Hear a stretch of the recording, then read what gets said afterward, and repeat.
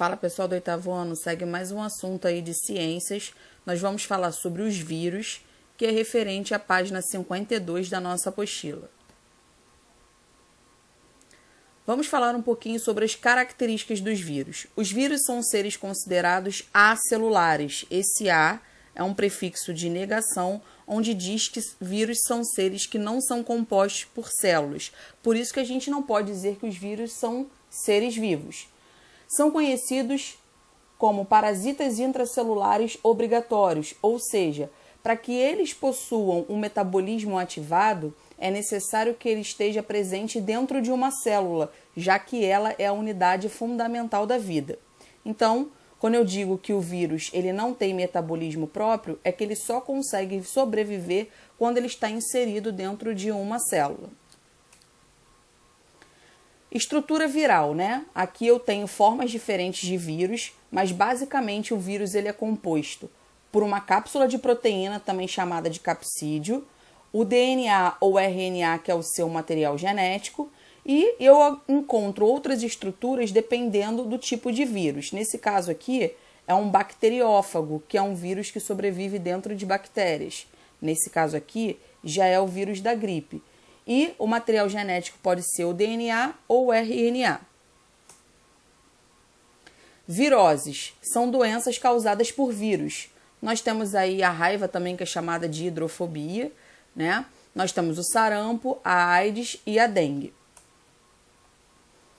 Sarampo, uma doença que ela já foi tida como erradicada, ou seja, é uma doença que já tinha passado a deixar de existir, mas devido à falta de vacinação, da falta de procura das pessoas irem se vacinar, a doença voltou e voltou até mais agressiva do que antigamente, né? O principal sintoma são essas manchas avermelhadas na pele.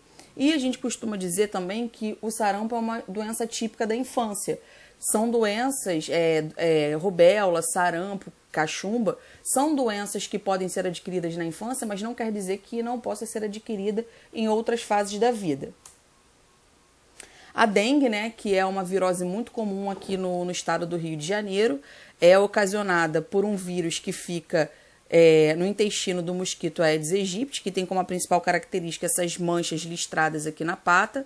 E a gente sabe, né, que a dengue, para que haja reprodução do mosquito, é necessário que tenha um local para sua reprodução, que é a água. Então, é extremamente importante que a gente feche caixas d'água, né? Deixe, né, os vasos de planta com um pouquinho de terra, as garrafas devem ser empilhadas de cabeça para baixo, para que não haja o acúmulo de água. Sem o acúmulo de água, não há reprodução do mosquito e, consequentemente, não há propagação da doença.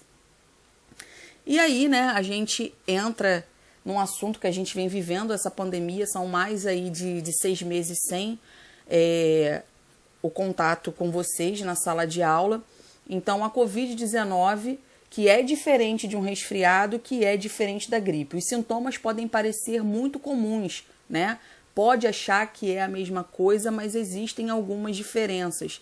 Então, aqui eu trago para vocês essas diferenças, porém, tanto Covid-19 como resfriado, como gripe, o meio de transmissão são gotas de salivas contaminadas, né? Então, a gente deve ter um pouquinho de cuidado em relação ao tossir ou espirrar em local de preferência que não seja um local fechado e sempre procurar fazer a higienização.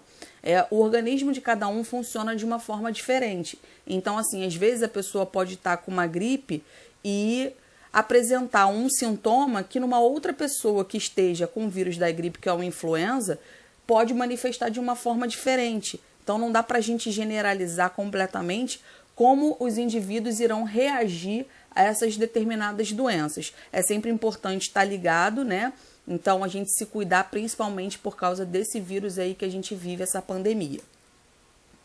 Então, coronavírus, né? Corona é porque o vírus ele tem uma coroazinha aqui do lado de fora na sua composição, né? Então, Covid vem de corona e vírus, que é a coroa e o vírus, e esse D é a sigla em inglês de doença. Independente de ser o coronavírus ou Covid-19 ou a gripe ou resfriado, os meios de transmissão são os mesmos e os meios de prevenção também.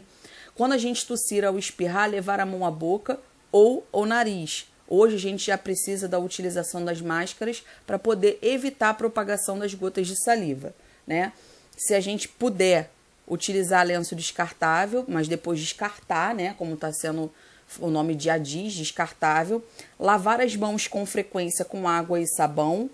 Se possível, né, a utilização do álcool em gel. O álcool em gel ele só é recomendado quando você não tem a facilidade de lavar as mãos com água e sabão, tá? Infelizmente a gente sabe que o nosso país ele tem uma desigualdade social em relação à distribuição de água, então nem sempre a gente tem como utilizar desses recursos que é água e sabão. Aí você utiliza o álcool em gel.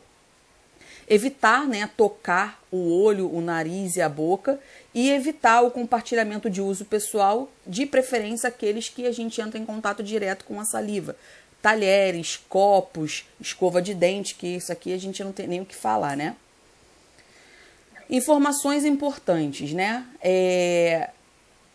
Para as viroses, existem as vacinas que são medidas preventivas, né? Como é que uma vacina ela é produzida? Ela é produzida a partir de uma porcentagem ativa do vírus, tanto é que ela é chamada de imunização ativa.